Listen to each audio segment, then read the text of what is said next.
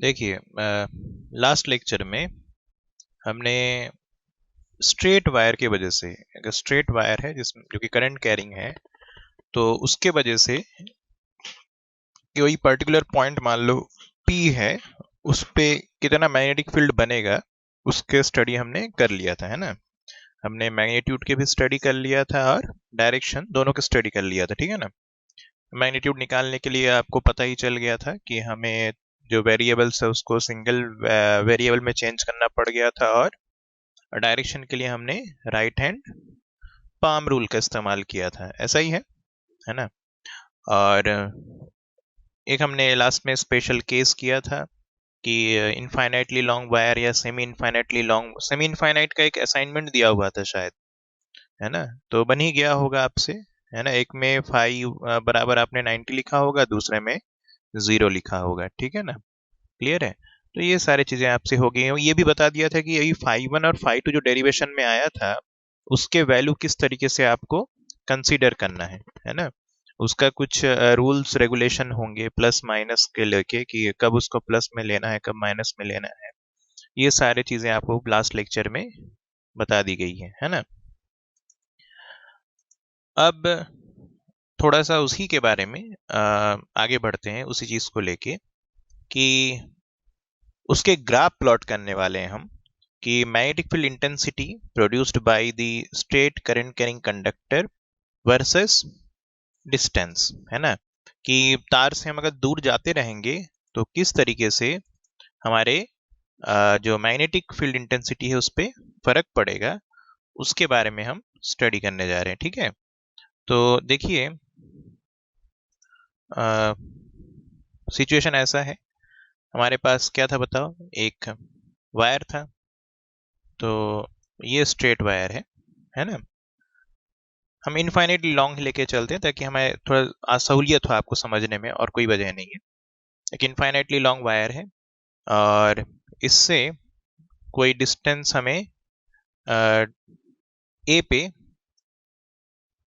Point क्या है बताओ, पी है ना। यहाँ पे कोई पॉइंट पी मौजूद है,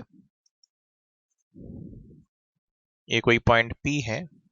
हमें यहाँ पे मैग्नेटिक फील्ड पता करना है कि बीपी कितना है। ये इनफाइनाइटली लॉन्ग वायर है, ठीक है। करंट इसमें आई है, डिस्टेंस ए है। तो मैग्नीट्यूड मेरे ख्याल से सबको निकालना आता है, आप निकाल चुके हैं, बताएंगे कितना बी बराबर कितना आया था, के आई बाई कितना आया था, के आई बाई ए आया था कि 2a आया था, के आई बाई ए था ना, ए था। तो के आई बाई ए इंटू 2 आई, तो आई मैंने पहले लिख दिया। 2 कहां से आया था, वो sine five one minus sine five two में 90 और माइनस 90 लिखने से 1 + 1 2 आया था, यही सिचुएशन था। तो B इज इक्वल टू के, 2 को आगे लिख देता हूं, आई बाई ए। ठीक लिखा हूं, ऐसा ही आएगा, है ना। तो गौर से देखिए, अगर आप बारीकी से देखेंगे कि ये ए जो है यही तो डिस्टेंस है हमारा, तार से डिस्टेंस यही ना हुआ ए, है ना। तो हम ग्राफ देखने जा रहे हैं किसके किसके बीच में, एक में हम मैग्नेटिक फील्ड इंटेंसिटी देखेंगे वाई एक्सिस में, और एक में हम देखने जाएंगे क्या बताओ, डिस्टेंस, है ना। तो एक्स एक्सिस में हम डिस्टेंस को नोट करेंगे, ठीक है। तो ये हो गया हमारा डिस्टेंस और ये हो गया मैग्नेटिक फील्ड। इस फिगर से देख के आप समझ सकते हैं, इस वैल्यू से, कि ए जितना कम होगा ऊपर का नंबर तो कांस्टेंट है, कितने लोगों को दिख रहा है, 2 कांस्टेंट है, के भी कांस्टेंट है, और आई आपने जो उस तार में भेज रहे हो उसका वैल्यू तो फिक्स है। आप जिस हिसाब से उसमें बैटरी वगैरह जोड़े होंगे उसके हिसाब से उसमें करंट होगा, तो ये ऊपर का नंबर कांस्टेंट है, ठीक है। अब हमको ये बताइए, जितना ज्यादा नीचे वाला नंबर छोटा होगा उतना बी के वैल्यू ज्यादा होगा कि नहीं होगा। ए जितना ज्यादा आप छोटा कर देंगे बी के वैल्यू उतना ही ज्यादा, यानी कि इसको अगर देखो ध्यान से, इसको अगर मैथमेटिक्स में कन्वर्ट करूं तो बी बराबर ये ऊपर को पूरे को मैं कुछ कांस्टेंट में लिख सकता हूं, के डैश लिख सकता हूं। बाई क्या आया है, ए, ठीक लिखा हूं ना, के डैश बाई ए, सही है। तो क्या इसको ऐसे लिखा जा सकता है कि नहीं लिखा जा सकता है, बताना जरा। क्या मैंने मैथमेटिकली इसको करेक्ट लिखा है कि नहीं लिखा है, कि magnetic field is proportional to 1 by a, यानी कि ये कैसा दिखा रहा है जानते हो, अगर ये इक्वेशन इससे कंपेयर कर सकते हो कि नहीं कर सकते हो, y is proportional to 1/x, सही लिखा हो कि नहीं लिखा हूं, y is proportional to 1/x, ठीक लिखा हूं ना। और ग्राफ कैसे बनता है 1/x का, तो आप जानते हैं a जितना बड़ा होगा, a जब इनफाइनाइट होने लगेगा, when a tends to what, infinity, ऐसे में b कितना होने लगेगा बताओ, लगभग 0, क्योंकि ये जब बहुत बड़ा नंबर होगा तो b 0 होगा, ठीक है ना। ए जब किसको टेंड्स करे, माइनस इंफिनिटी को टेंड करेगा, तो बी किसको अप्रोच करेगा, तब भी बी अप्रोच करेगा 0, ठीक है, क्लियर है, समझ गए। और उल्टा ले लो, अगर ए टेंड करेगा किसको, 0 को, तो बी टेंड करेगा किसको बताओ, इन्फिनिटी। कितने लोग समझ गए हो, ये सिंपल मैथमेटिक्स है। y इज प्रोपोर्शनल 1/x का ग्राफ बनाना है, तो 1/x का ग्राफ आप बनाना पहले से जानते हैं। तो कितने लोग समझ गए कि ग्राफ कुछ कुछ इस तरीके का दिखेगा, कितने लोग एग्री कर गए, this will be the graph between what, magnetic field intensity versus distance, versus distance, सही है। तो आप नोट कर लीजिए, तो सबका नोट हो गया। अब हम एक ना प्रॉब्लम सॉल्व करते हैं, ठीक है। थोड़ा सा आप दिमाग लगाएगा, आपसे बन जाएगा। एक मान लो स्क्वायर लूप है ना, कैसा लूप है, square, square current carrying loop है हमारे पास। तो इस तरीके का सिचुएशन है, देखिए एक स्क्वायर करंट कैरिंग लूप है, ठीक है। और इसमें जो करंट है मान लीजिए वो कुछ इस तरीके से चल रहा है,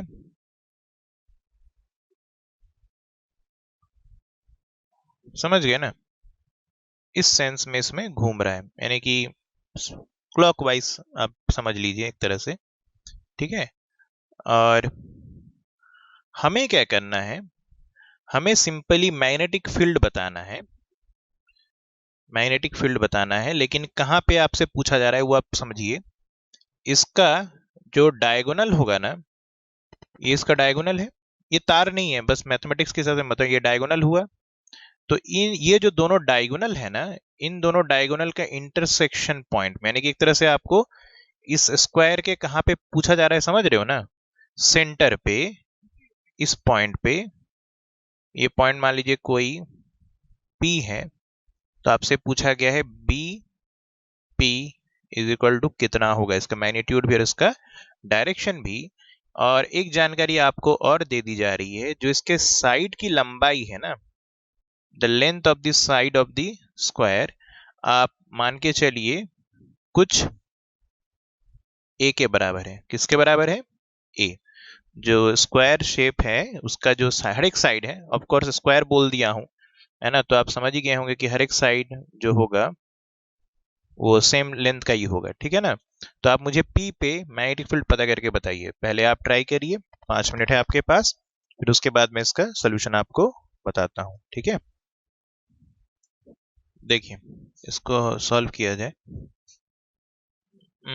स्ट्रेट वायर है, ठीक है। तो पहले तो कुछ कुछ चीजें हम लोग रिकॉल कर लेते हैं। पहली बात कि हमें किस किस चीज की जरूरत पड़ती है ना।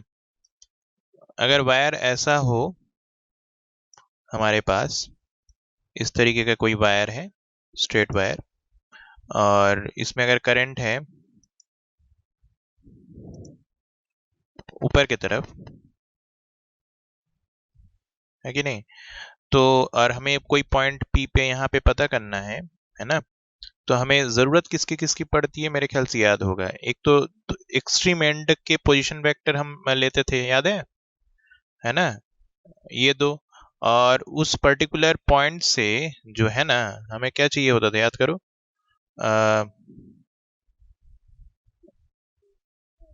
डिस्टेंस चाहिए होता था जिस तार पे करंट है। तो एक तो ये चाहिए होता था आपको, ये डिस्टेंस, हमारी ये डिस्टेंस इंपॉर्टेंट था, है ना, ये कोई ए डिस्टेंस। ये एंगल की जरूरत पड़ती थी जिसको हमने फाई 2 नाम दिया था, अपने डेरिवेशन में याद आया, और इसको हमने नाम दिया था फाई 1, ठीक है ना। तो आता क्या था हमारा डेरिवेशन, याद करो जरा, b बराबर के आई बाई कितना, ए, ऐसा ही आता था, के I by A sine phi 2 minus sine phi 1। यही होता है कि नहीं होता है? स्ट्रेट वायर के वजह से बेसिक फॉर्मूला डेरिवेशन तो हमारा यही था। तो हमें जरूरत किसकी किसकी पड़ती है बेटा, फाई 1 की जरूरत पड़ती है, फाई 2 की जरूरत पड़ती है, और डिस्टेंस की जरूरत पड़ती है, ठीक है। डिस्टेंस कहां से कहां तक, जिस पॉइंट से पूछा गया है वहां से लेके तार तक का परपेंडिकुलर डिस्टेंस हमें रिक्वायर्ड है। यही 3 चीज चाहिए।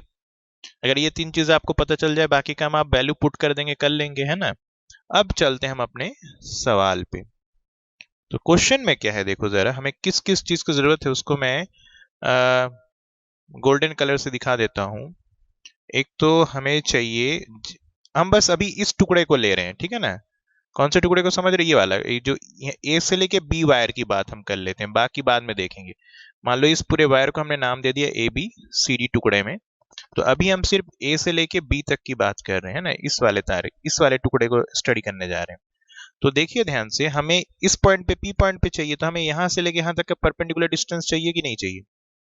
चाहिए ना। एक तो ये चाहिए, और क्या क्या चाहिए हमको, हमको और चाहिए, ये एंगल चाहिए, इसी को हम पढ़ेंगे फाई 2, और इसको हम पढ़ेंगे फाई 1। ठीक लिख रहा हूं क्या, है ना।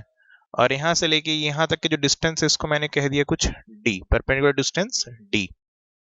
क्लियर है। तो चेक करते हैं डी कितना होगा, कितने लोगों को चमक रहा है डी कितना होगा। ये जो डी है ना, ये कितने लोगों को दिख गया है, मैं ज्यादा दिमाग नहीं लगा रहा हूं, सीधे बोल दे रहा हूं, डी बराबर ए बाई 2। कितने लोगों को दिख गया है ये बात, भाई ये बताओ, ये कितने लोगों को समझ में आ गया है। यहां से लेके यहां तक का डिस्टेंस, अगर टोटल डिस्टेंस अगर ए है, तो यहां से लेके ये हाफ नहीं है। स्क्वायर में जो डायगोनल के इंटरसेक्शन होता है वो एकदम सिमेट्रिकली होता है, एकदम बीचों बीच में होगा। तो ये टोटल डिस्टेंस अगर ए है तो डी डिस्टेंस कितना हो गया, ए बाई 2। कितने लोगों को ये बात क्लियर है? ठीक है। अब चलते हैं फाई 1 और फाई 2 पे।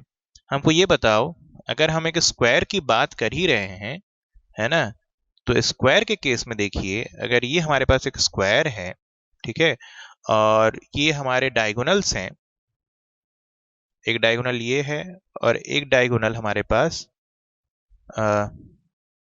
ये है,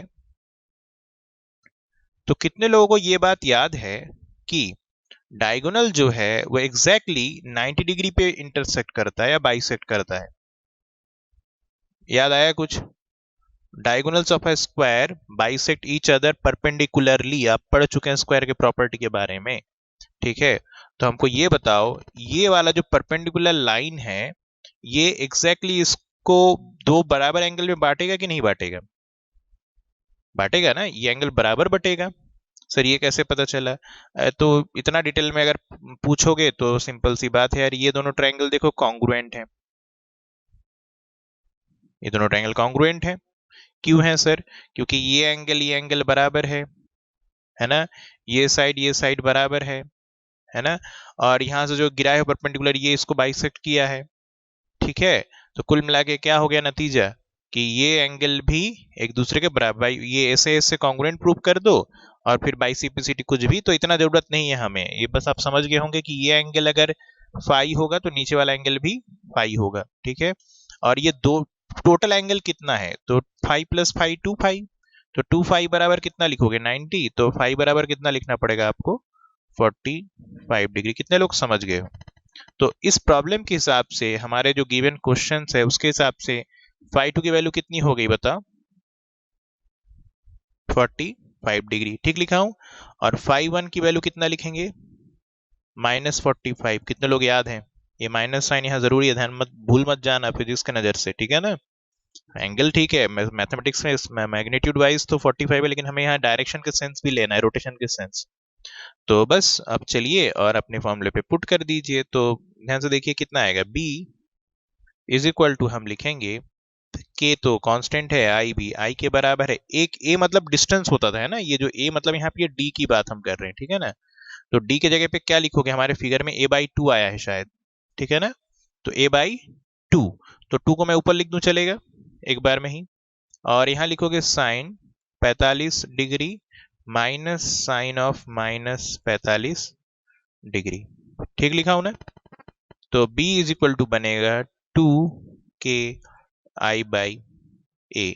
साइन 45 याद है किसी को, 1/√2 होता है ना। तो 1/√2, और ये याद है ना, साइन ऑफ माइनस थीटा बराबर माइनस साइन थीटा होता है, तो माइनस इंटू माइनस प्लस, तो आ जाएगा 1/√2, ठीक लिखा हूं क्या। तो ये सॉल्व होके बनेगा b is equal to 2 k I/a, और ये बनेगा 2/√2। सही लिखा हूं, यही आएगा।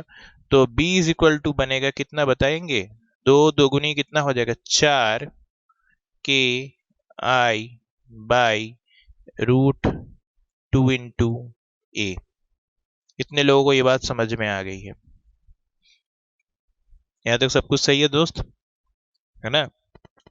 पर अभी क्वेश्चन खत्म नहीं हुआ है, ये सिर्फ 4 में से एक हिस्से का निकाले हो लाला। ये सिंगल वायर ए से बी तक टुकड़े का बात की हो। कितने लोग समझ गए हो, ए से बी के वजह से जितना मैग्नेटिक फील्ड पी पे होगा, बी से सी के वजह से ड्यू टू सिमेट्री उतना ही मैग्नेटिक फील्ड होगा, सी से डी के वजह से भी उतना ही होगा, और डी से ए के वजह से भी उतना ही होगा। कितने लोग इस बात को एग्री करते हो, हाथ उठाइए। ड्यू टू सिमेट्री, और ज्यादा दिमाग लगाने की जरूरत नहीं है, चारों के वजह से सेम स्ट्रेंथ का मैग्नेटिक फील्ड क्रिएट होगा, ठीक है ना। लेकिन अभी भी बात खत्म नहीं होता, मैग्नेटिक फील्ड वेक्टर है, तो डायरेक्शन को भी देख लो जरा। कितने लोग हम बता सकते हो जो मैं कह रहा हूं वो सही है, कि ए से बी तक के वजह से जो मैग्नेटिक फील्ड पी पे बन रहा है वो इनवर्ड बनेगा, अंदर के तरफ, पेपर के अंदर के तरफ। सर कैसे पता चला, sir right hand palm rule कल ही सिखाया था। तो अब right hand palm rule A B पे लगाओ, ए बी को वायर को पकड़ो, अंगूठा ऊपर की तरफ पॉइंट होना चाहिए, तो उंगलियां देखो पी पॉइंट पे अंदर की तरफ घुस रहा होगा, गया। जरा बी से सी तक के लिए चेक करो, जरा वहां पे भी राइट हैंड पाम को रूल को लगाओ, ए बी सी तार को पकड़िए, अंगूठा सी के तरफ पॉइंट होना चाहिए, देखिए आपकी उंगलियां पी पे अंदर की तरफ ही घुस रहा होगा। कितने लोगों को समझ में आ गया। फिर सी डी वायर को पकड़िए, अंगूठा आपके डी के तरफ पॉइंट होना चाहिए, देखिए उंगलियां घुस रही हैं पी पे अंदर के तरफ। उसी तरीके से एडी वायर को पकड़िए, आपके अंगूठा ए के तरफ दिखाना चाहिए, उंगलियां पी पे देखो अंदर के तरफ जाएगा। कितने लोग एग्री करेंगे, वो सभी टुकड़ों के वजह से डायरेक्शन सेम है और अंदर के तरफ है, इनवर्ड चलेगा। तो जब डायरेक्शन सेम है एग्जैक्टली तो हम सीधे सीधे जोड़ देंगे, वेक्टर का मतलब यही होता है, अगर डायरेक्शन एग्जैक्टली सेम है तो हम सीधे जोड़ देंगे और डायरेक्शन वही बोल देंगे ओवरऑल। तो एक वायर के वजह से, एक टुकड़े के वजह से आया था 4 k I/√2 a। तो इस तरह से हमारे पास 4 टुकड़े हैं। तो बेसिकली जो मैग्नेटिक फील्ड बनेगा वो बनेगा कितना बताइए, उसको 4 गुने से कर दीजिए, और एक की वजह से जितना है उसको 4 वायर की वजह से 4 गुना हो जाएगा, है कि नहीं। तो आप 4 गुने 4 कितना हो जाएगा, 16 k I/√2 a। और आप चाहे तो यहाँ वेक्टर लगा दीजिए, और यहाँ पे से गोला लगा दीजिए, और क्या कर दीजिए, क्रॉस साइन। ये इसका क्या मतलब निकला, कल ही सिखाया था, इनवर्ड और क्रॉस से दिखाते हैं। कितने लोग समझ गए वो सारा सिचुएशन, ठीक है लाला। तो इस तरीके से हम प्रॉब्लम सॉल्व किया करेंगे, है ना। जरूरी नहीं था कि स्क्वायर हो। एक और केस करते हैं, चलो मिलता जुलता ही। इसको नोट करिए, नोट क्या करें, खुद से ट्राई करते रहिए जिससे नहीं बना है।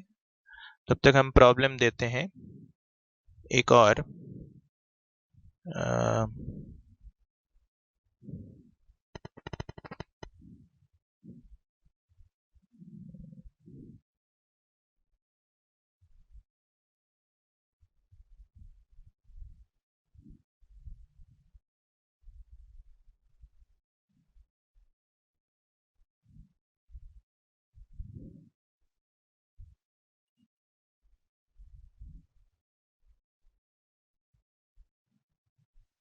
एक मान लीजिए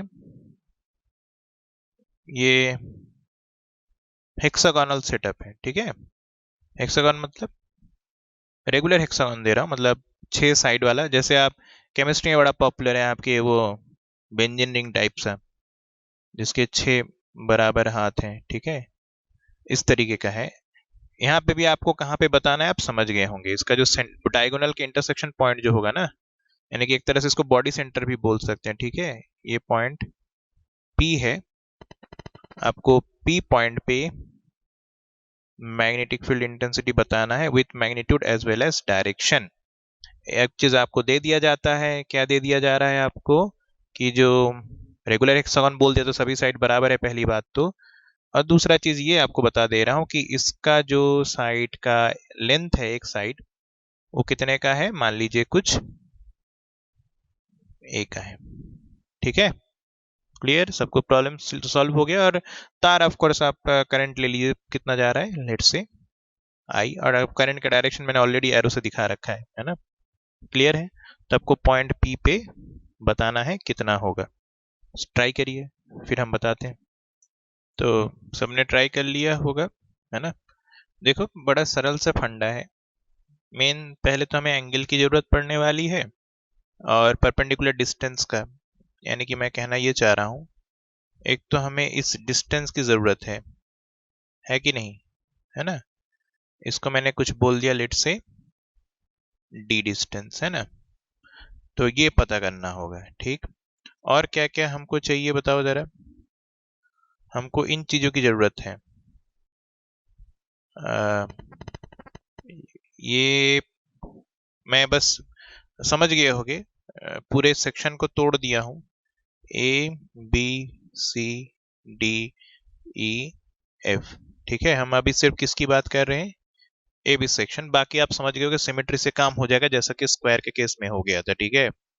और दूसरा हमें जरूरत पड़ने वाला है, ये दोनों को जोड़ दो तो इस एंगल की जरूरत पड़ेगी। एक तो एंगल की जरूरत पड़ेगी हमें, है ना, ये वाला एंगल। और ड्यू टू सिमेट्री आप समझ गए हो कि ये एंगल और ये एंगल सेम होगा, है ना। तो ये एंगल की जरूरत है। यही हमारे ऊपर वाला क्या है, फाई वन है, फाई टू है, नीचे वाला फाई वन है। और आप जानते हो कि इन फिगर में एक बात तो क्लियर है कि फाई वन बराबर क्या है, फाई टू।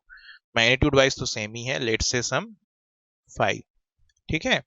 तो पहली बात तो हमें ये एंगल की जरूरत पड़ेगी। अब ये कैसे पता चलेगा, ये बेसिक मैथमेटिक्स का इस्तेमाल करना होगा। देखो अगर यहाँ से जोड़ दूं मैं, है ना, और इसको अगर मैं पूरा जोड़ दिया होता, वही तरह से यहाँ से इसको पूरा जोड़ दिया होता, तो कितने लोग देख रहे हो कि ये जो बीच वाला सेक्शन है ना, जो बीच वाला सेक्शन है, ये जो सेंटर वाला सेक्शन है, गौर से देखिए, ये कुल मिला के कितना एंगल का होता है, 360 का होता है कि नहीं होता है ना। और कितने बराबर हिस्से में बट गया है बताओ जरा।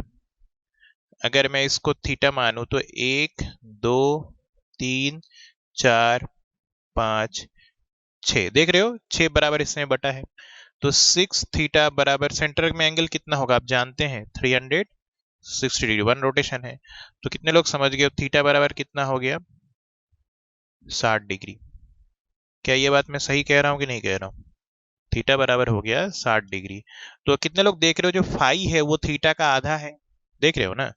फाई और फाई ये दोनों मिलके जो 2 फाई है वो थीटा के बराबर है। तो फाई बाई बराबर बराबर थीटा बाई 2, यानी कि 30 डिग्री होगा। होगा कि नहीं होगा, क्लियर है। तो तो अगर हम सिर्फ उस वाले हिस्से को देखें, ट्रायंगल वाले हिस्से को, अगर देखो, ये रहा ए बी वाला, ये रहा हमारे पास ए बी वाला सेक्शन, ठीक है।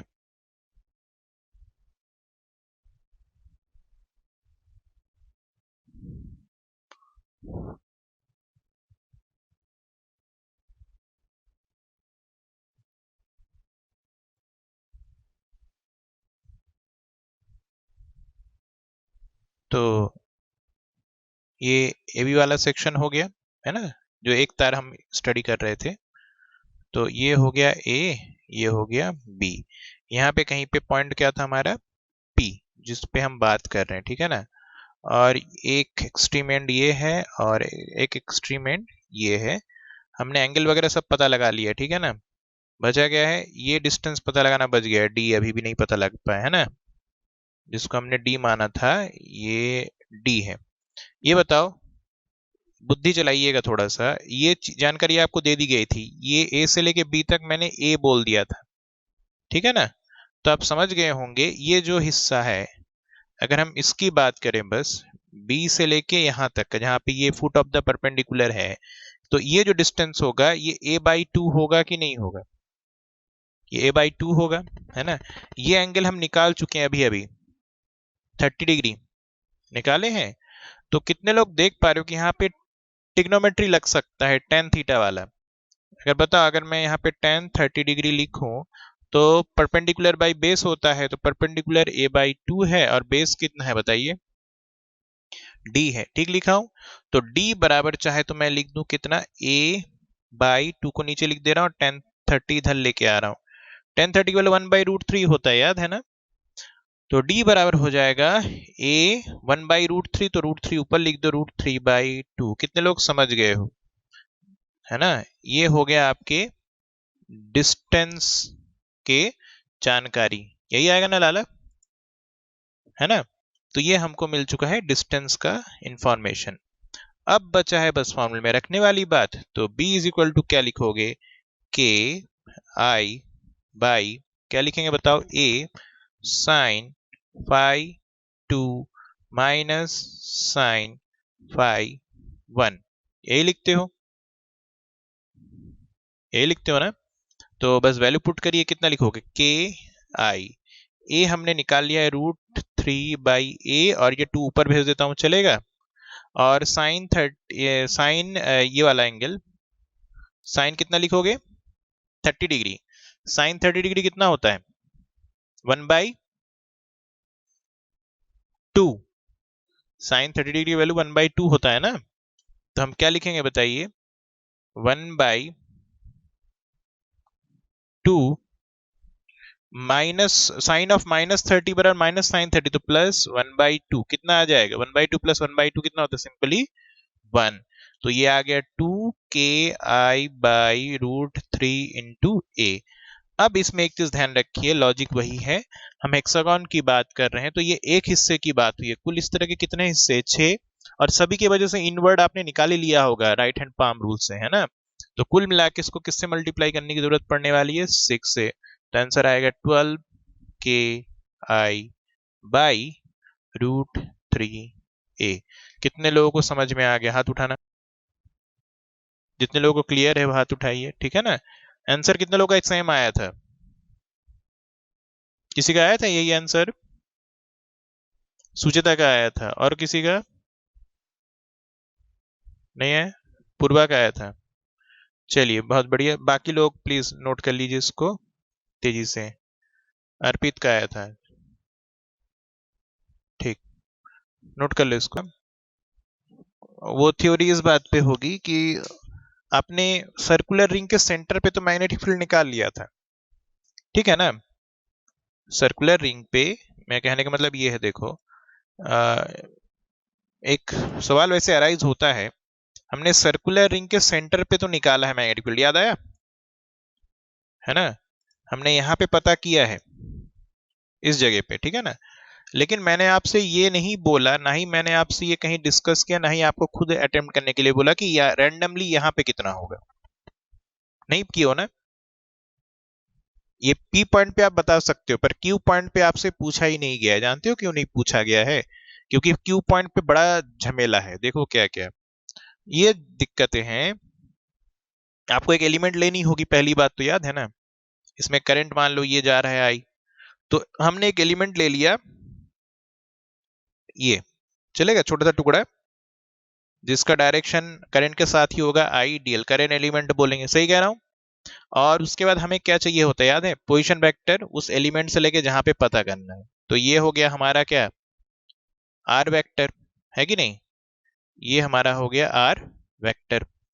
अब समस्या ये है, गौर से देखो, ये एंगल कुछ थीटा है, कितने लोग समझ पा रहे हो। अगर मैं एलिमेंट बदल दूंगा ना, कोई अगर इस एलिमेंट की जगह पे कोई एलिमेंट मान लो यहां पे ले लिया, ठीक है, यहां पे अगर कोई एलिमेंट ले लिया डीएल, ऑफ कोर्स आई के साथ।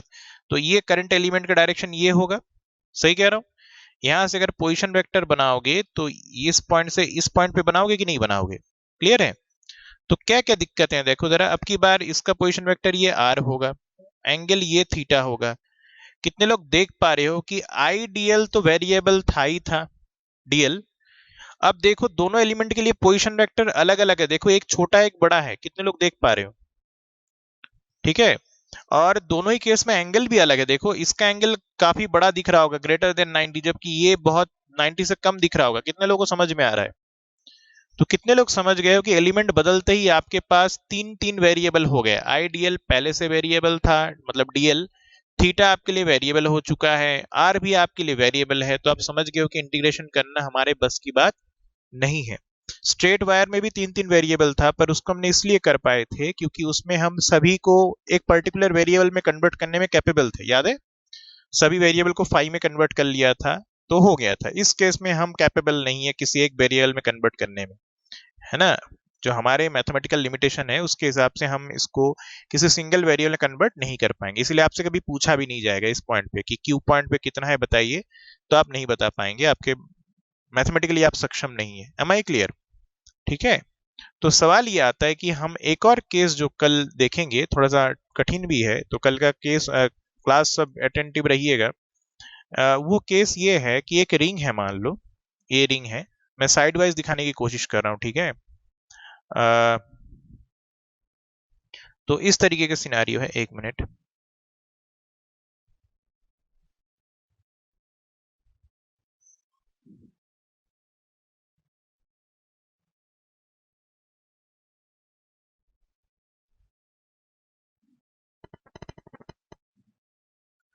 ठीक है, अ, इसमें से हम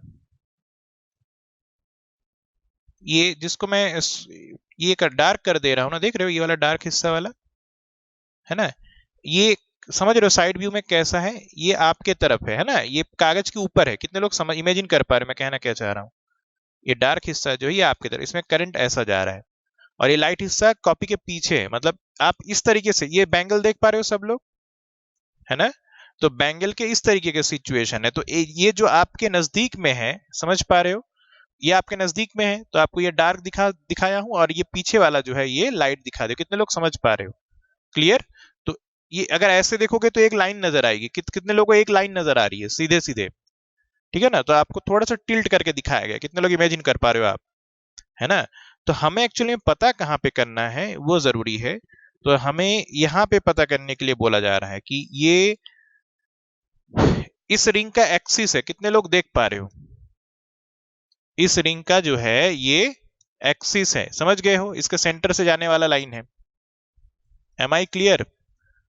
ये जो मैं पेन रख रहा हूं ये इसके सेंटर से जा रहा है, कितने लोग समझ गए हो, क्लियर है। तो ये जो पेन का टिप है ना, पेन का जो टिप है, यहां पे कितना मैग्नेटिक फील्ड होगा ये आपसे पूछा जा रहा है, कितने लोग समझ गए हो। यानी कि एक एक लाइन है जो कि इसके सेंटर से जा रहा है और इसके प्लेन के परपेंडिकुलर है। Am I clear. यानी कि इस रिंग का एक तरह से एक्सिस है, ठीक है। और ये पेन के टिप पे कितना मैग्नेटिक फील्ड क्रिएट होगा, जहां पे मैं ये टच कर रहा हूं अपने मिडिल फिंगर, समझ गए, इस जगह पे कितना होगा टिप पे, ये हमको पता करना है। तो कल का जो थ्योरी होगा इसी बात पे होगा। Am I clear. तो इसके लिए मैथमेटिक्स थोड़ा सा कॉम्प्लिकेटेड है, पर हो जाता है, हो जाएगा, है ना, हमारे सिलेबस का हिस्सा है। ठीक है लाला, क्लियर। तो आज यहीं पे रोकते हैं, कल इसको डिस्कस करेंगे, ठीक है।